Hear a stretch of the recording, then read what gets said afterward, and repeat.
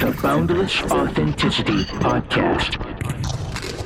Today I want to welcome Jahan Sator. He is a CTAA accredited cognitive behavioral therapist, hypnotherapist, nutrition coach, mindfulness teacher, and specialist in the area of subconscious self-sabotage.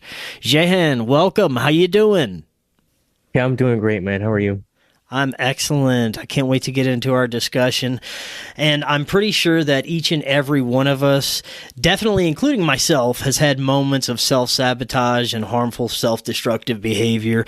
And your work focuses on removing the disempowering thoughts and beliefs from the subconscious mind, which cause us to create emotional consequences and circumstances. And you teach ways to change our internal dialogue and clear harsh memories and emotions, and even delete useless information from the subconscious so that we can overcome self-sabotage. Now, there's a lot to discuss. Before we get into some of your insights and techniques, tell us more about yourself and what led you down your path. Well, I was the king of self-sabotage at one point.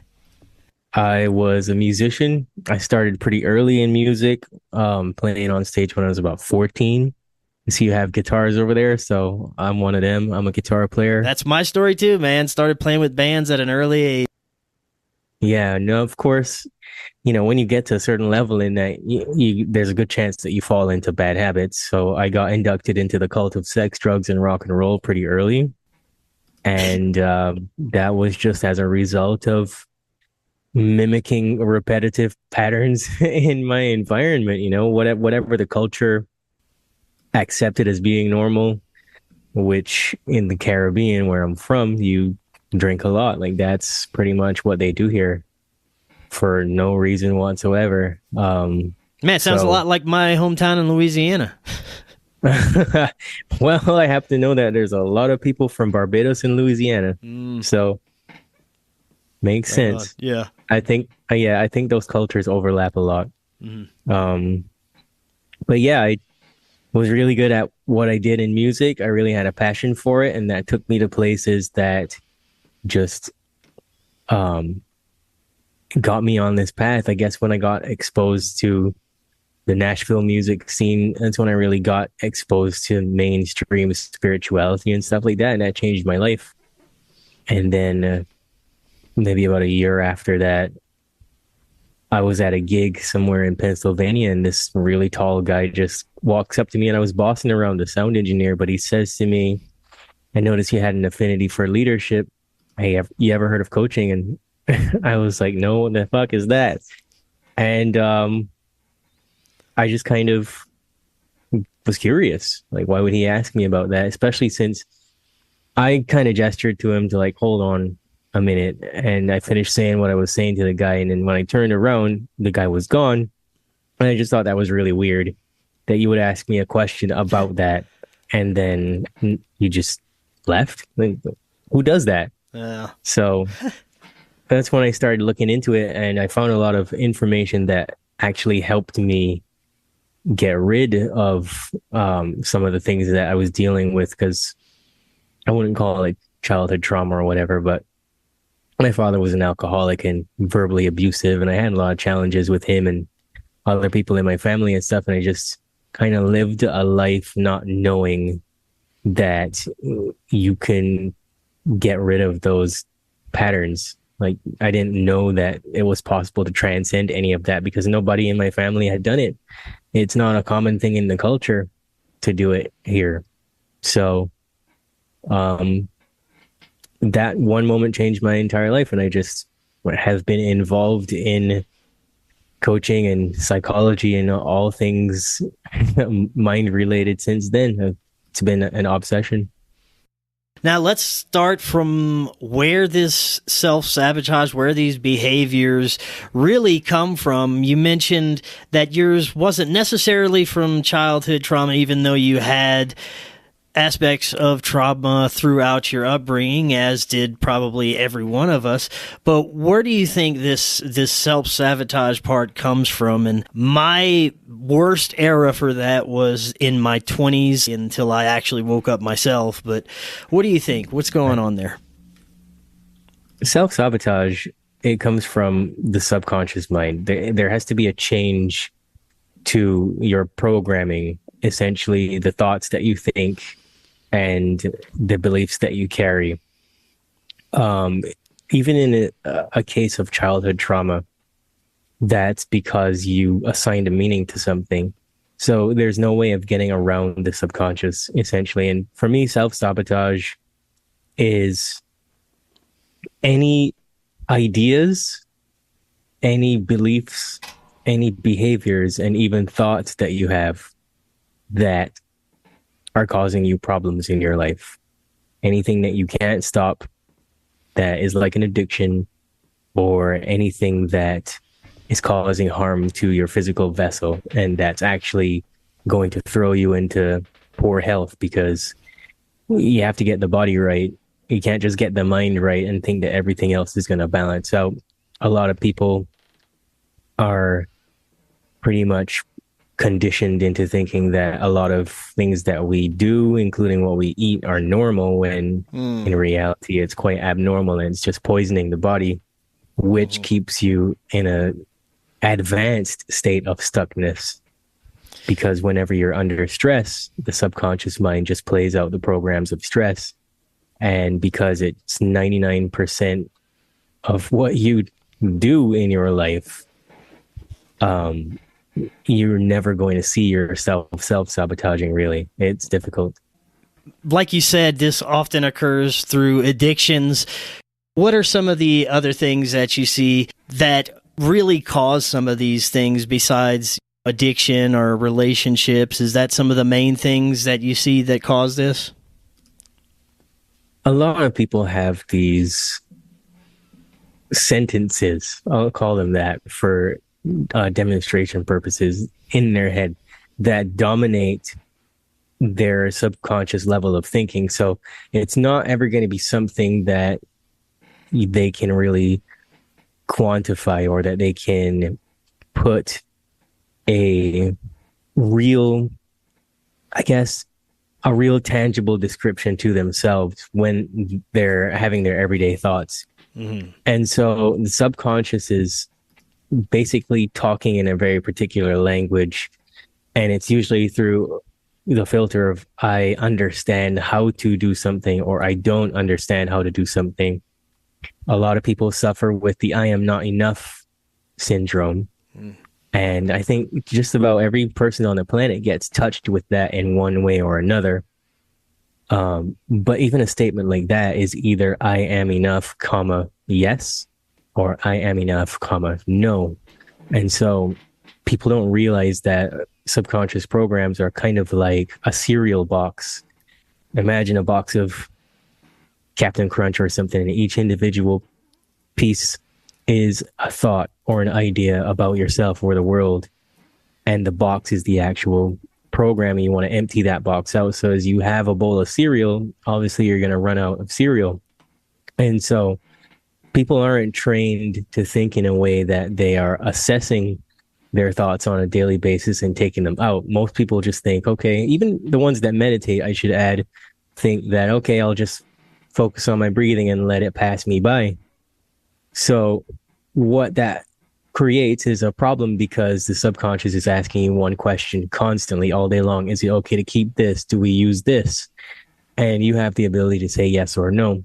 But most people just think the same thoughts on repeat every single day about something and never say, you know what, that doesn't feel good. I don't want that.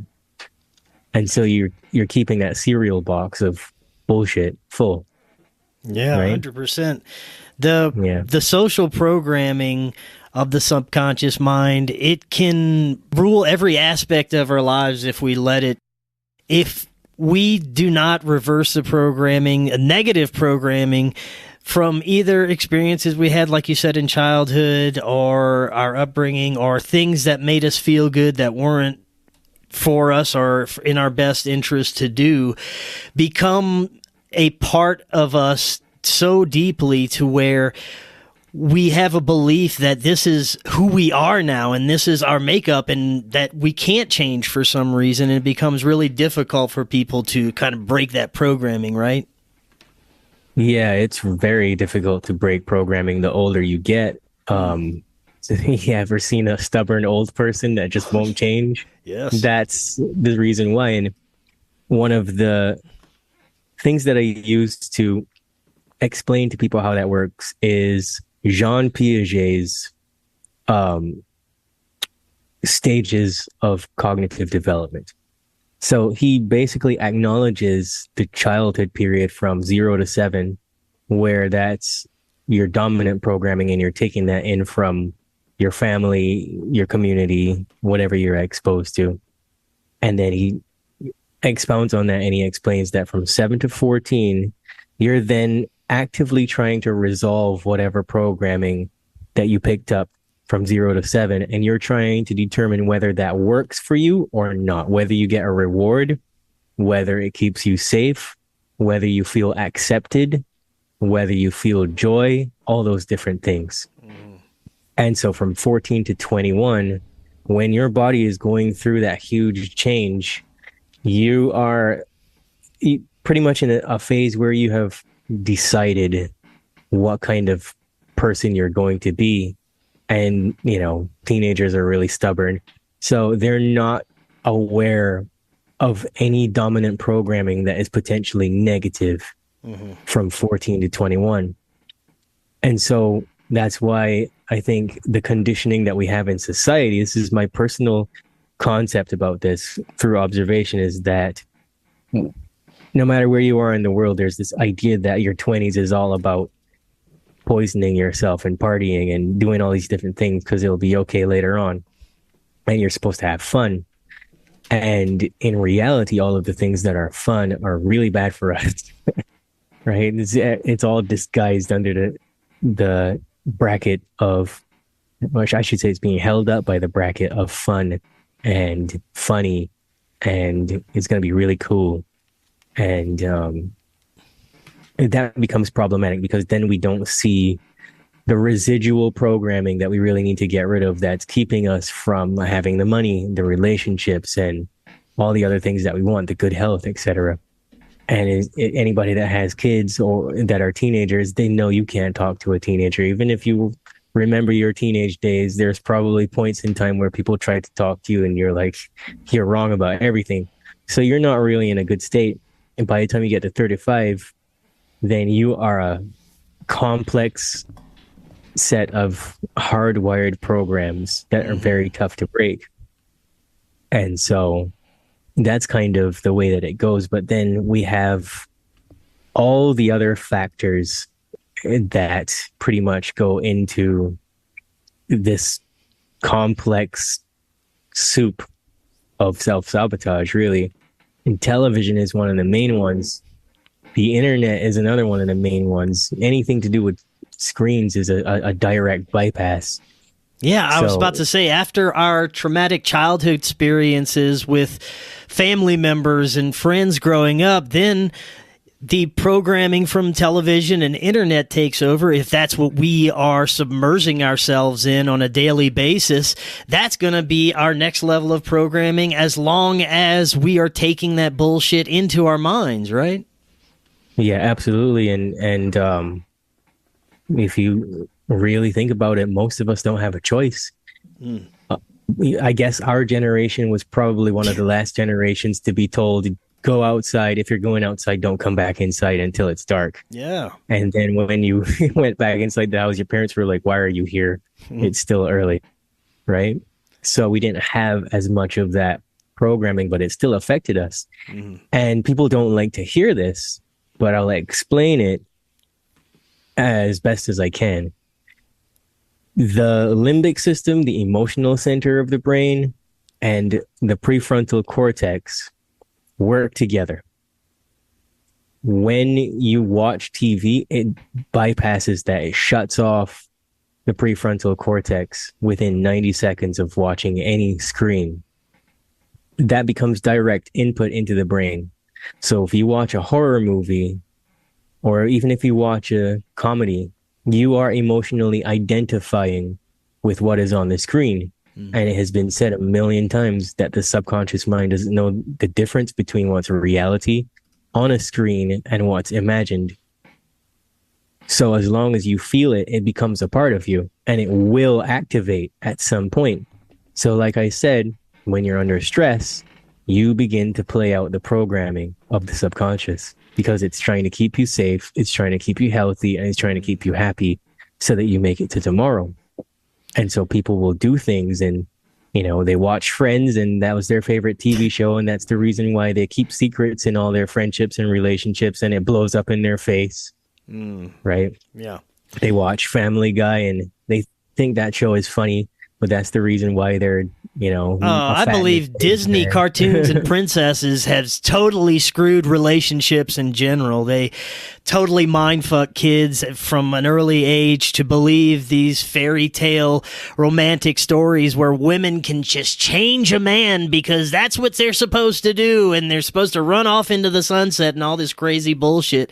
Well, that's the problem with a lot of mentality for the younger folks and people who have grown up with this stuff in general. They have this illusion of the way a relationship is supposed to play out based on Hollywood.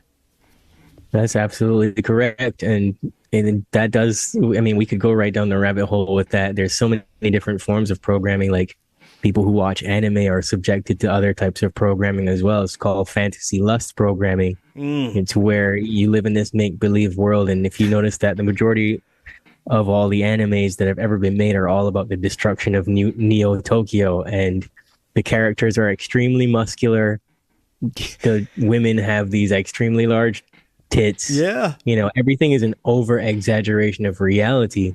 So that's what fantasy lust programming is all about. And that's when you notice that some people who are really, really deep into anime, I'm not dissing anybody, but I'm just speaking the truth. Their personalities completely change. They're very wimpy. They don't have very much self-confidence. They speak like anime characters. They dress like anime characters because this reality is so difficult for them to get adjusted to. They would much rather live in a fantasy world.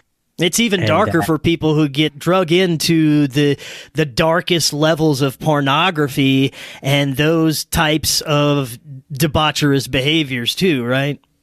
Yeah, porn in itself, it just destroys the brain, honestly.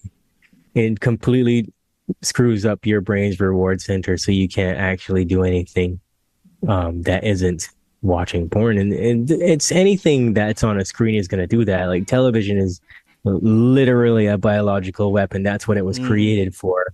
Right on. And it lowers your IQ. It decreases your verbal abilities. It creates antisocial behavior. It's the precursor for a lot of addiction. Do you think there's a lot of harm in going to sleep with the television on with some fucked up programming running in the background? Yeah, absolutely, because your auditory cortex is one of the most sensitive ones. And so it's a large part of how your subconscious is made up. It's reading information from the environment. The subconscious is a scanning device and it uses your ears. So anything you hear while you're sleeping, you're transitioning into the deepest of brain waves, and it's direct programming. You know, in your notes, you're talking about how these mechanisms condition humans to be fat, sick, and spiritually bankrupt, and that is unfortunately so true. I remember when I was deeply embedded in this world, in this material world, and not a spiritual person at all, that is how I felt. I felt sick, I felt fat, and I felt emotionally, mentally, and spiritually bankrupt. But that is the mentality that is desired for most of the population, and it is a form of psychological warfare, basically. That's essentially what it is, psychological warfare, yeah. That is such a complex topic, but it all goes back to the function of the prefrontal cortex and the limbic system. Because if you're let's go back to the TV thing, if you're getting exposed to screens, then your limbic system is getting overactivated all the time. And your prefrontal cortex is dysregulated. So you're walking around after screen time when you're doing your normal stuff, you're dysregulated. And the prefrontal cortex is responsible for compassion, empathy, confidence, motivation, willpower, creativity, patience, your ability to focus, and your spiritual connection. So you can see how that would result in being fat, sick, spiritually bankrupt, and broke. And so you add into the fray the degradation of your limbic system, and now you're always having negative automatic thoughts.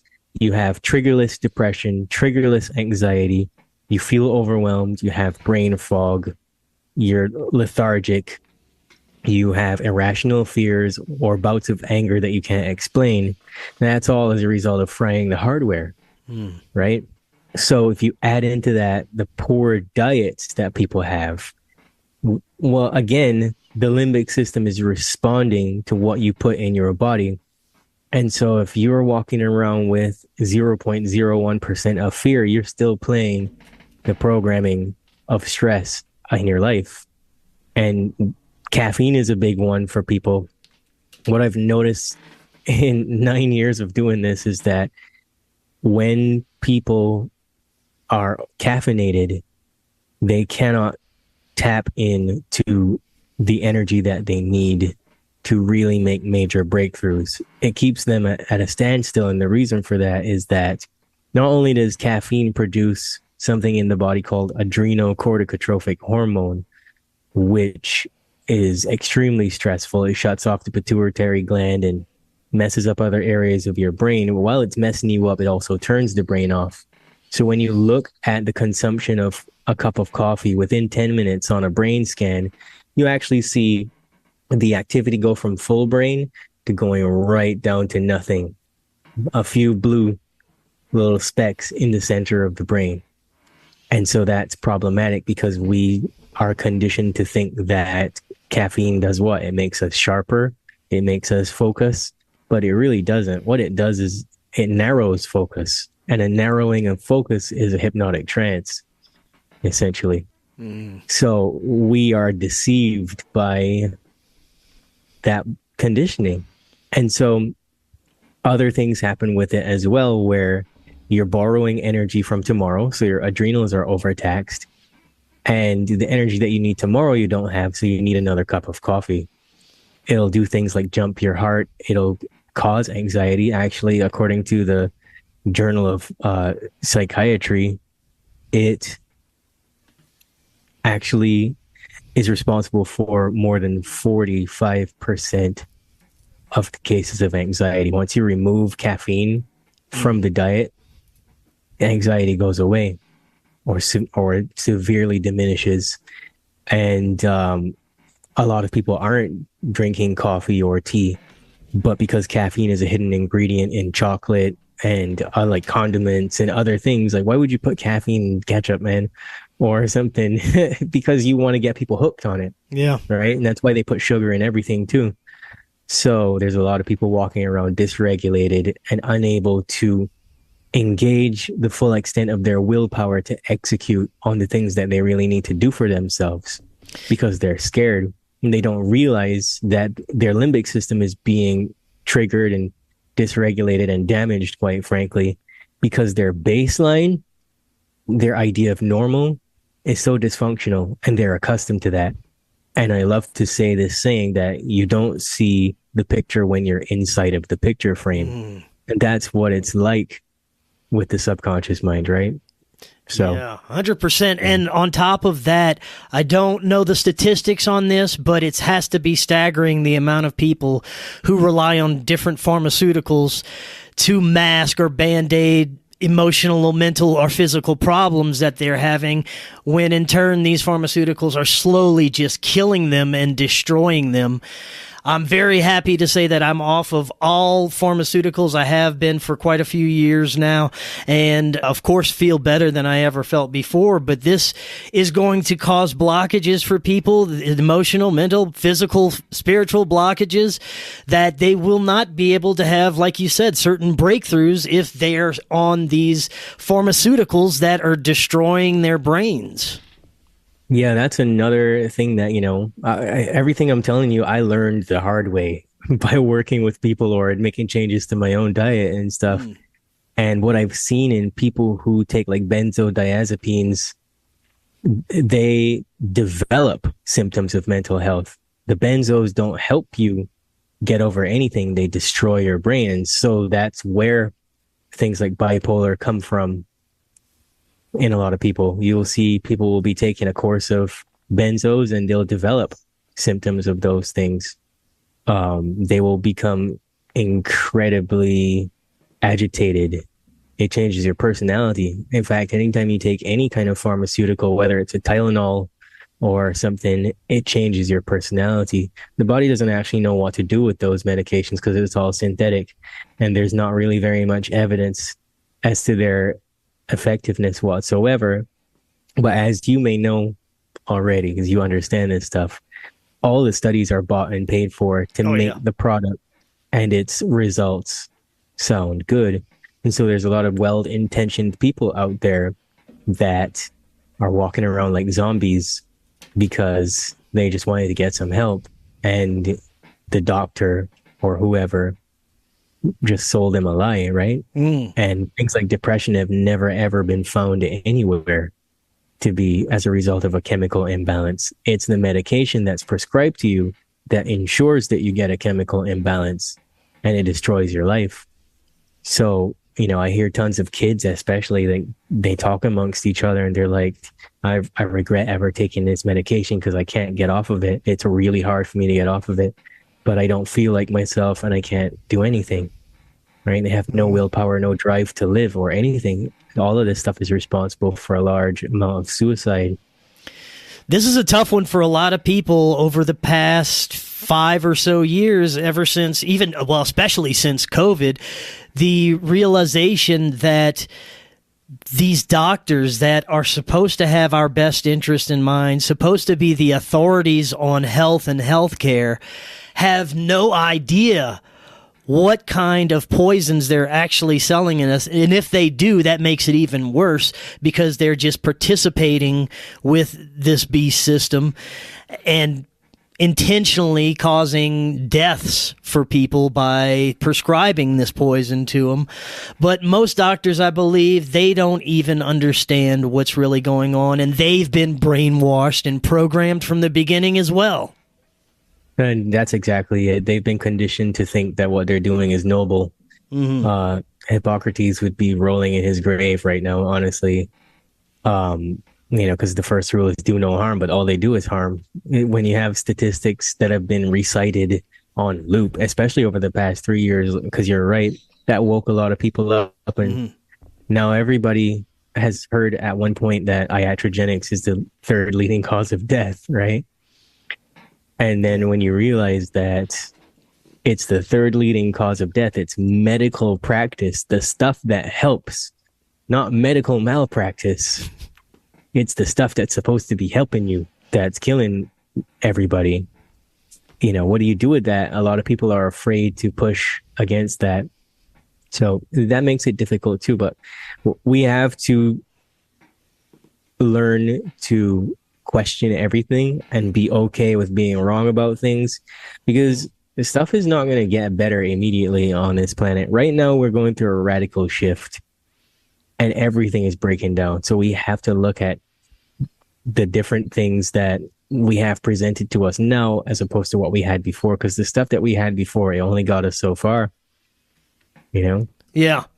I want to get your insights and go back into the entertainment and social media aspect a bit. How detrimental do you think the social media has been, especially for younger generations, having the ease of access to not only all the useless information that we get from the internet, but things like pornography and information that kids should have no access to, but they can just, at the touch of a fingertip, access all this insane information, and have been able to for a long time now. And I have seen the effects personally on the younger generations. It doesn't seem like it's going to get any better in the near future, but what are your thoughts on that? You know, what's interesting about that is, like, our generation, we came up thinking that we were the first to have the internet, when in reality, it was really just something that's coming off of a communication system created by ARPANET in the 60s. And ARPANET then later became DARPA, as you probably know. And it's all been about social engineering. And the internet, for all intents and purposes, is empty. There's not a whole lot. Like if you search on Google, they'll give you like 10 pages of stuff, but it's all repeat stuff. So it's not like billions and billions of different ideas and perspectives and websites and social media platforms and all these different things like we're conditioned to expect. If you spend a significant amount of time searching one idea, it could be anything, and you realize the internet ends at a certain point. Why is that? So that's really what social media is for. That's the reason why Instagram doesn't want you to leave their platform. That's why TikTok wants you to stay on their platform, because they just want to make us into things that we aren't. They want to give us information about who we should be and how we should behave. And that's really all it's for. And so you put these kids that are growing up in a generation where screens are everywhere and it's normal. You know, we have the first generation of kids to be born with cell phones in their hands. It's messed up, because not only is that damaging their hardware, and it's creating generations of mouth breathers, if I might just say pretty harshly. Yeah. Because your hardware is fried and you can't think for yourself. I mean, we're in a lot of trouble where that's concerned. Honestly, the internet was always made for porn. Porn was one of the first things on the internet before anything else. So you have these kids these days that watch porn just for fun, not even for any kind of arousal or anything. They just watch it for fun. It's like a soap opera for them, you know? Nothing ever serves the purpose that we truly believe it does, especially when it comes to things that we're given from our authorities and government and entertainment business. It always has multi-layered purposes that are usually never for our best interest and for the further enslavement of humanity, usually, right? Yeah, absolutely. I mean, there is an interesting saying by I think it was Mark Stavish. He wrote a book called Egregores, and he said that evil does not need to control everyone. It just needs to keep as many people as possible distracted from progressing on the path. And he pretty much said it straight up. He said the distraction comes in various forms by way of the media, personal electronic devices, video games, movies, television, music, and sports. And I can't remember what else he said, but he kind of referenced politics, and he said that the people who consume this are prime candidates for demonic obsession and possession, right? And then if you can affect one person, you can reach millions, right? That's pretty scary, but he's spot on with that, you know? And people, they don't realize the impact that this stuff has. That's what I want to get to next, some of the impact that these unseen energies and forces can cause to us. I also want to get to solutions, of course, and how people can get rid of this negative programming.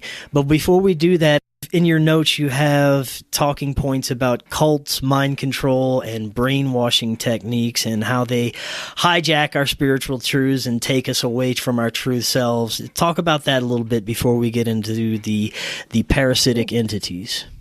Oh, my Lord, where do I start with that? I mean, if you're talking about mind control, this planet is basically dominated by mind control. Even the ways that we communicate to each other, we're usually trying to very subtly convince or coerce another person that our idea is the right idea, right? But like I mentioned, the caffeine thing, there's all these brain damaging weapons basically that are used against us.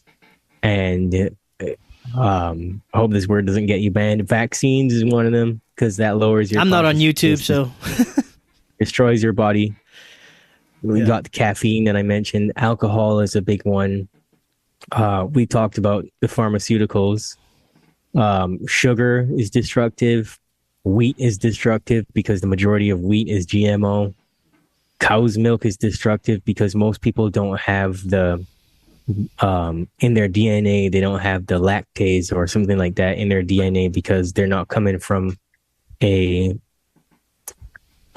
society ancestry that grew up with drinking milk, right? And when a woman is breastfeeding the kid, those enzymes downregulate. So that's why so many people have like 70% of the world or something has lactose intolerance, right? So that's all making you anxious on a micro level. So you can't think straight. You got fluoride in the water. You got cigarettes and marijuana and all these different things that we're conditioned to think are cool that mess us up. You got all the processed foods with the GMO stuff in it. You got EMF from the wireless devices. You got whatever the hell is in the chemtrails. So that's all keeping us really, really susceptible to mind control because we are not ourselves. What you put in the body really does affect your ability to survey the contents of your subconscious mind and be a mindful person that's living a free existence. I guess as free as you can be in a world that's trying to kill you all the time, right? So that becomes a layer. And as it is, when you add to that layer, the hardware of the body is going through an alpha brainwave state for at least 7 hours throughout the day. And the reason for that is because the subconscious is taking in trillions of bits of data every single day. And if you didn't transition, your brain would short circuit and you'd just be walking around having a series of mini strokes all day. There's so much information to take in. So you need that change in brainwave state. And so when people say they can't be hypnotized, well, they're wrong because their brain's doing it. You know, the body's making sure you're in hypnosis throughout the day so that you don't overheat, right? So when it comes to things like brainwashing and stuff like that, well, what is brainwashing? Brainwashing is just the process of convincing someone to give up a current belief or their past beliefs in order to take in new beliefs and values, right? And so that's something that I actually work with a lot because when you ask people about their values, they don't really know what their values are. And they're not really sure why they believe the things that they believe. And psychology doesn't make it any easier because psychology points the finger of causality at childhood trauma all the time, but not at the TV, not at the way that people make decisions throughout their daily life. Like we brainwash ourselves the best. We consent to brainwashing all the time through our interactions with everyday people, through politics, television, you name it. Our friendships, our, who we hang out with all the time, we're getting brainwashed all the time. And the majority of brainwashing is actually done through enculturation.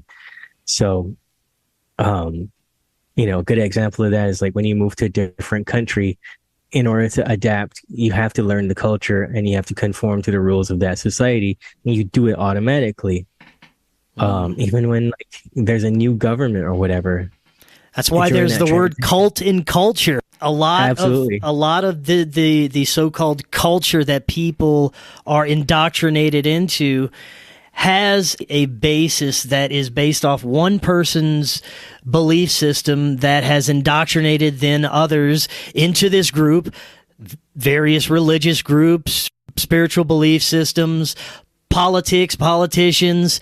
It's very hard not to be in a cult these days, really. Exactly. Even if you go get a job somewhere, yeah. Whatever your vocation is, or even if you go to university, you become indoctrinated into that cult, that culture.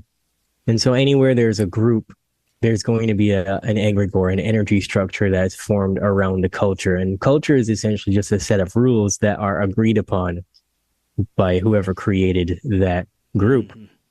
And so as soon as you go along with that, you're brainwashed. And you get a job at McDonald's, you're brainwashed into Mickey D's culture, And so, I mean, there are so many different ways that someone could be brainwashed, but ignores the fact that we are just brainwashed 24/7 by everything in our environment. And Yeah. if we don't learn to take control of our environment by assessing those programs and by assessing the information that we're exposed to, then we're pretty much screwed. And we saw this on a mass scale recently with the whole COVID debacle, because up until this point, people are running in fear over a virus that has a measuring tape that can tell whether we're 6 feet apart or not. And if you have a mask on, it'll leave you alone. But as soon as you dip that mask to take a bite out of your sandwich, you're in jeopardy. I mean, things like this, when you think of them simplistically, for the average person, they'll get really angry when they hear that. They think you're mocking them. But yeah, somehow restaurant tables and restaurant booths have this magical bubble around them to where you're just impervious to any kind of COVID.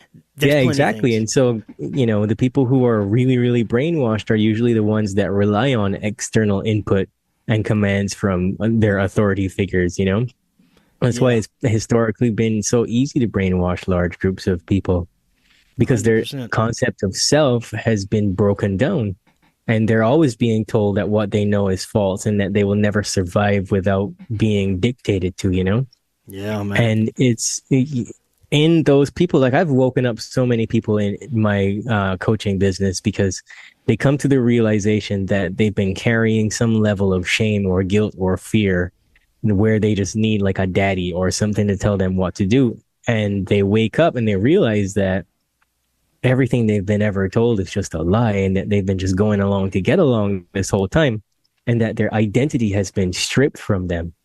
It's a real sad thing when somebody realizes for the first time that their identity has just been based on garbage. Yeah, but man, being a self-sabotage coach is a lot about that, because self-sabotage is occurring because there's been the breakdown of the self. And breakdown of the self is usually step one in any brainwashing program, Yeah. So usually after that, you have to assess the guilt and the shame and the fears that a person has. And then you have to look at the ways that a person has learned to betray themselves.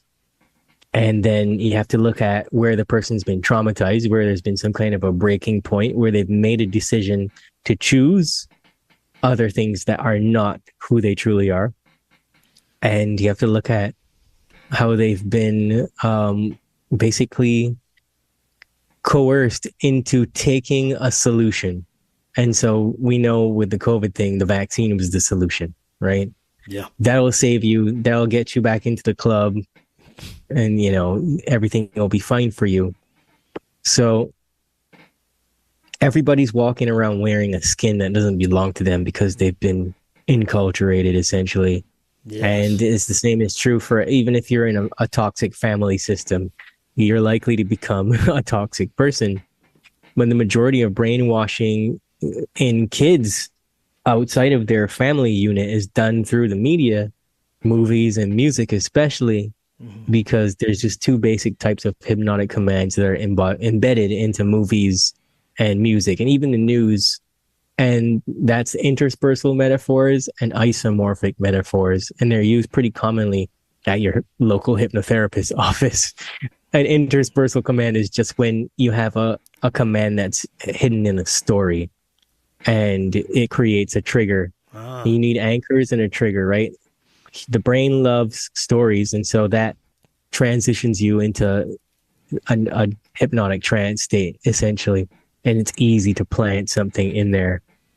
And isomorphic command is something that usually has some kind of a moral attached to it, or a hook or a catchy phrase. And so you usually see most of that in music, because a person's limbic system is already cued in to the sensation of the emotion that's being generated by the rhythm of the music and whatnot, right?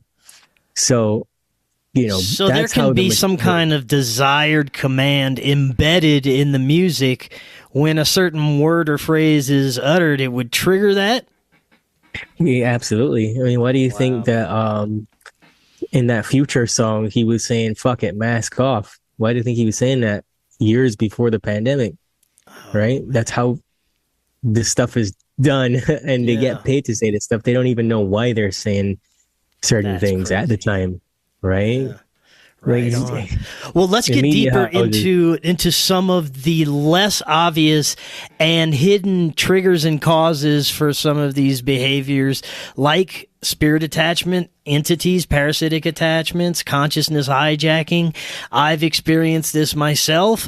I've interacted with the nefarious entities that were causing some of the problems. So I know it's very real that this stuff occurs. Give us your insights into how this happens and what we can do to prevent it. Oh God, where do I start? I mean, the best way to go about that would be to say that we are swimming in a sea of parasitic entities all the time. There's probably billions of different types of entities that we don't even know about. We don't have names for them, nothing. And you could think about it as being demonic forces if you want to come from a religious context. Maybe a more Eastern way of looking at it would be that there's these fallen beings that have all the same powers as angels or something, and they've just gone rogue. But I don't know if I really subscribe to that, because my experience with them has been mostly negative. And energetic parasites need humans as food. We think we're at the top of the food chain, but we're not. That's the best way to put it. They need our emotional energy because, you know, this human body is what's called a scalar wave transducer, which means we're taking in all this energy all the time, and we're also emitting a huge amount of energy at the same time. And we do it through our emotions. And, you know, it's like going to a bar and you're an alcoholic. If the human body is creating a complex cocktail of 1,400 plus biochemicals, and we are getting drunk off of our own emotions, how do you think the alcoholic parasitic entities feel about that? They're like, awesome, we can just get drunk all day long. We can get our fix, our fill on this energy, right? So I guess let me give people some context here as how I even discovered this, because I realized that certain things were happening in my life, like the drug use and the alcohol use. I realized that was happening because of forces that were acting on me, if that makes sense to you, right? I realized that I would hear voices in my head saying things about people that weren't true, like this person thinks that you suck or whatever, or, you know, she thinks you're ugly, so she doesn't want to date you, or anything like that. And there will also be like unexplainable anger and things like that. And there would just be situations where I would feel really compelled to get in my car and drive. And I just drive. And when I'd get there, there would be alcohol and drugs there, right? And later on, when I started getting into meditation and things like that, I became aware of the actual presence of those things attached to my body. I mean, like having a monkey sitting on your shoulder right there. And you know, it's difficult because usually there's a contract between you and that entity. There's an agreement to be food for this entity. And that's the reason why they're still there. And you have to want them to go. So when I first got into coaching, my first year or so, I started meeting up with clients that they just couldn't get it together.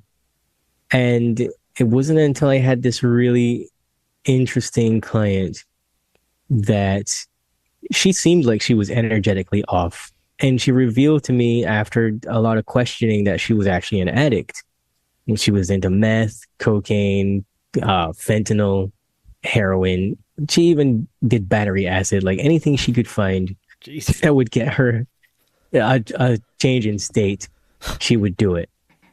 But she would describe all these experiences that she just would be absolutely fine. And then the next minute she would be compelled to use drugs. And it was usually after periods of time where things were going good for her. And then unexplainably out of the blue, she'd be like, I need to go use drugs. And it would be like something would be pushing her she wouldn't really hear any voices in her head or anything per se, but she would do the same thing I did. She would find herself in a situation where there would be drugs, and then next thing you know, she'd be holed up in a crack den somewhere, or she'd wake up in a hospital bed full of tubes because she's overdosed. Mm-hmm. And I remember it was really tough trying to get her to figure out some kind of a vision for herself.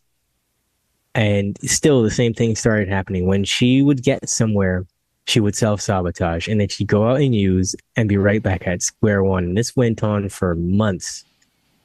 And eventually she started showing me some of the artwork that she would make when she was high. She would mostly just hole up wherever she was, and she'd be listening to her favorite music, and she'd just be sketching these entities.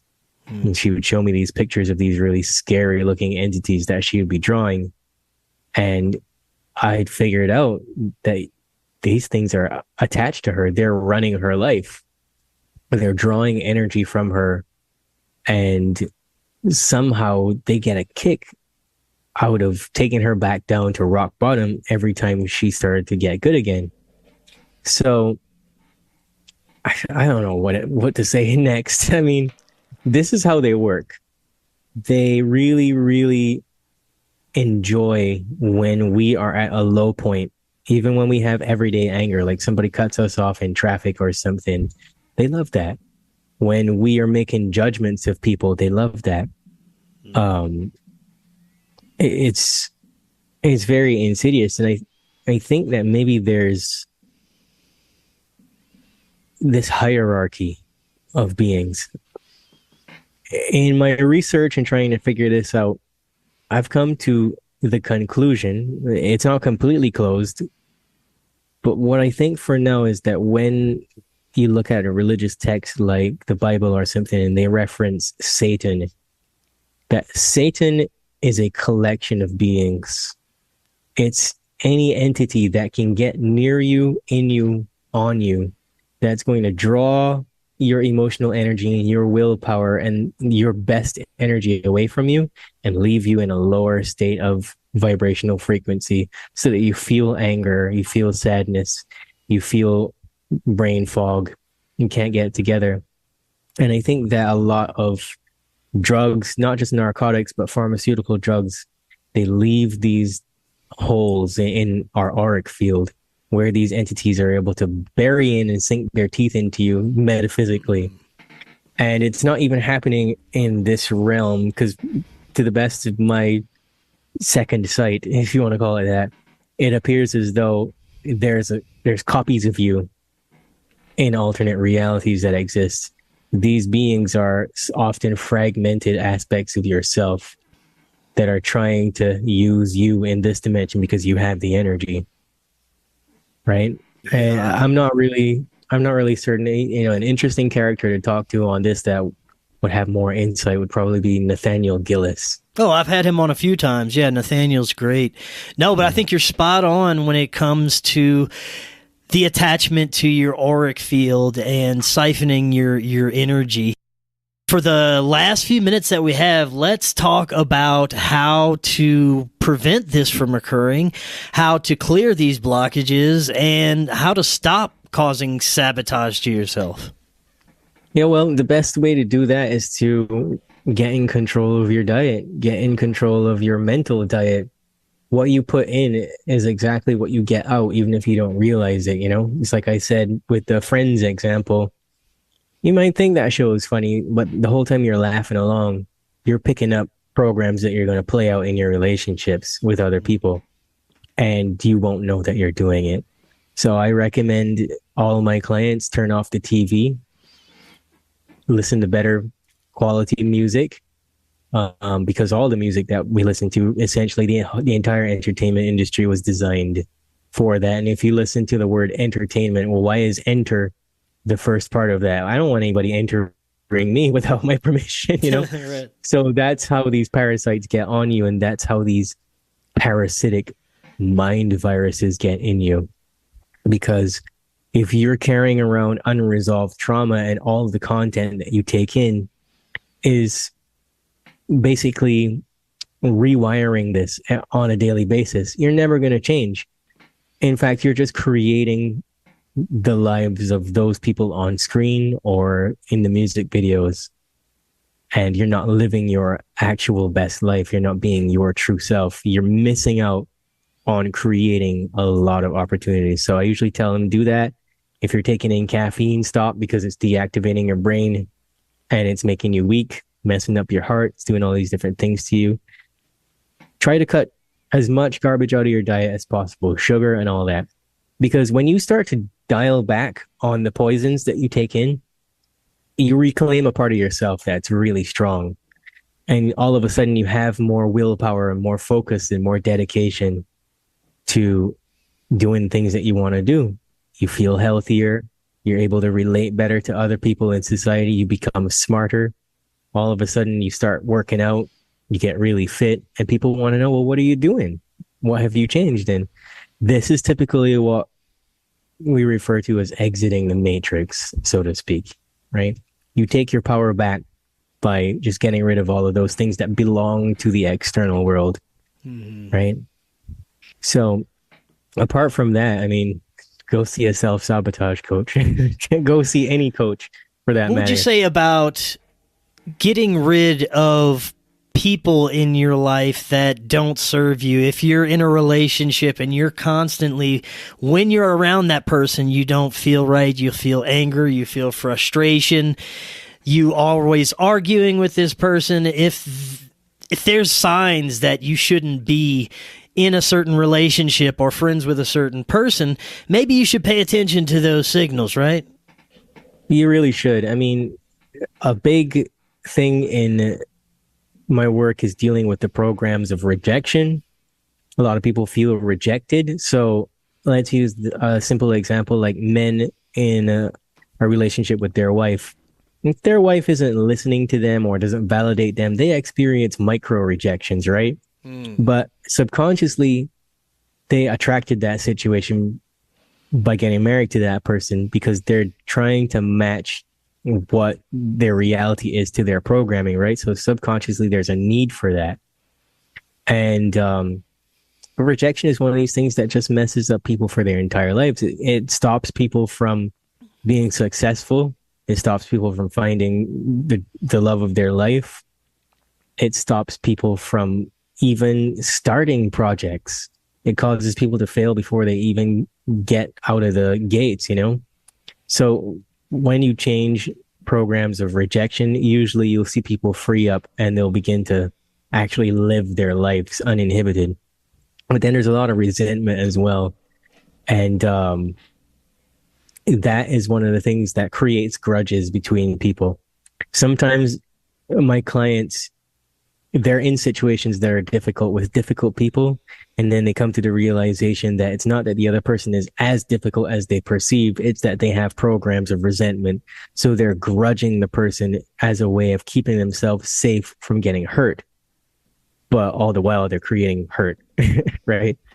So it's crazy because everybody that you meet, they actually serve you in some way. And you know, if there's a person that's giving you a difficult time or it's creating resistance in your life, then there's a good chance that you're probably motivated by conflict or motivated by resistance on a subconscious level. So you need to go to someone that can explore that idea with you. There's also programs of regret that makes a lot of people sick. It makes people destroy their relationships, their marriages, their vocations.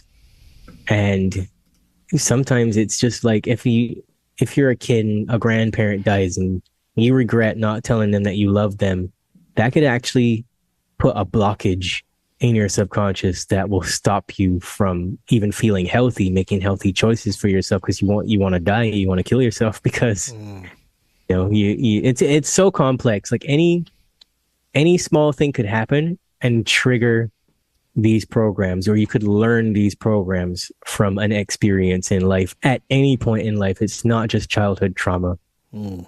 And a lot of my work is working with safety. A lot of people just have a program where it's like, I don't understand what it feels like to be safe. or I don't understand what it feels like to be safe in my human body. There's a lot of people who become obese.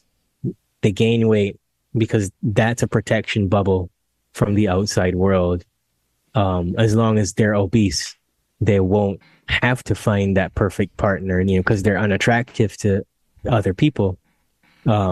If they're big, nobody will pick on them, things like that. And that for sure is one of the main recurring things that seems to come from a childhood that had a lot of violence and uncertainty. Like you never knew when your dad was going to come home and abuse you or something like that, a situation like that.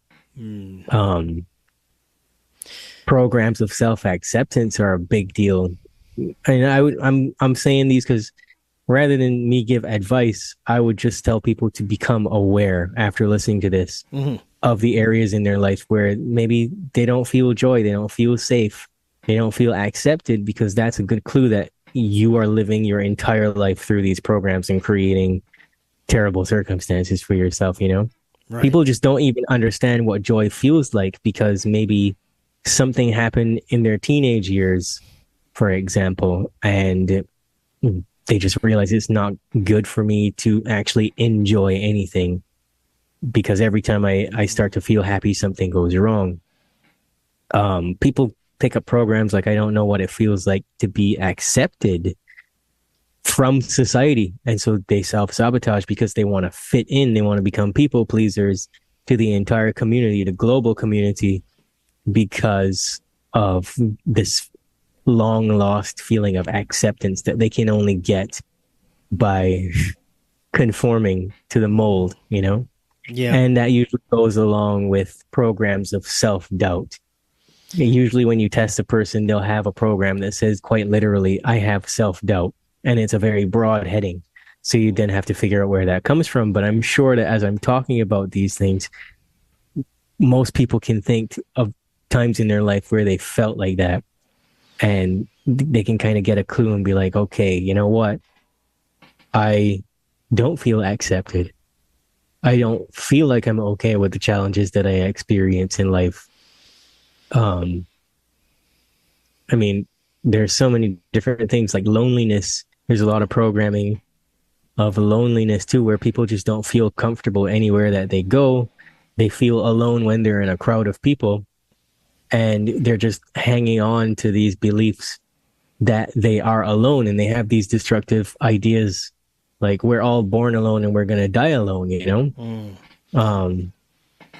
So yeah, these are such important concepts, and one of the most important programs that I broke is the belief that in order to be successful, I had to be in a corporate job and work in this slave system that we've been indoctrinated to believe we have to be a part of, this workforce. I owe everything to myself being able to break that programming in order to do what I'm doing right now and become what I've become. So it's a beautiful thing if people can achieve that and break some of the detrimental programming that's holding them back in their lives, because everybody has a path that they're supposed to be on that is their optimal timeline, their highest self, their highest outcome, their best outcome of living that they could ever achieve. And I believe we all have this. We just have to find our unique timeline, right? Yeah, absolutely. You're not a victim. You just have to figure out what it feels like to have a happy life, and then you'll start acting the part, 100%. Jehan, thank you so much. This was fantastic. Before you go, if the audience would like to contact you and utilize some of your services, what's the best way that they can do so? You can email me at self-sabotageinfo@proton.me. You can also get me on Instagram at Jehan Sattaur. That's JehanSattaur. And you can visit my website, selfsabotage.xyz. You can fill out the contact form. Excellent. Jehan, thank you again so much. We'll have to do this again in the future. There's much more we could discuss. And until next time, everyone, have an excellent evening. We'll talk again tomorrow. We'll see y'all then. You're listening to the Boundless Authenticity Podcast, where we discuss everything related to the evolution of human consciousness.